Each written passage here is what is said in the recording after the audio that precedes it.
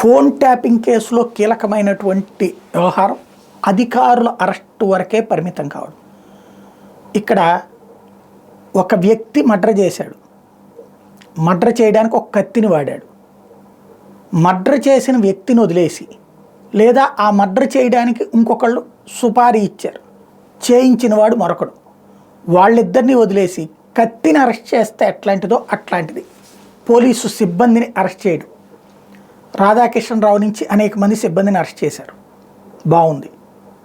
వాళ్ళు ఇచ్చిన వాంగ్మూలాలు ఆధారంగా అసలు ఎవరి కోసం వీళ్ళు పనిచేశారు, వాళ్ళు వ్యక్తిగతంగా లబ్ధి పొందారా, కేసులు పెట్టండి.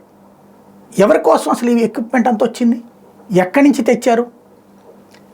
ఈ విషయం మీదన తాజాగా హైదరాబాద్ పోలీస్ కమిషనర్ శ్రీనివాసరెడ్డిని అడిగితే చట్టం తన పని తాను చేసుకుపోతోంది, ఇప్పుడే వివరాలు వెల్లడించలేను అన్నారు.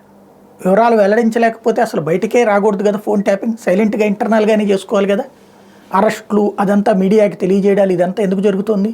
ఖచ్చితంగా జనం కోరుకునేదే కదా. ఇప్పుడు ఏంటి, ప్రభుత్వము బీఆర్ఎస్ కుమ్మక్క అవుతాయా, లేకపోతే భారతీయ జనతా పార్టీ నేతృత్వంలోని వాళ్ళతో ఏమైనా కుమ్మక్క అయ్యేదానికి ఊరుకుంటారా?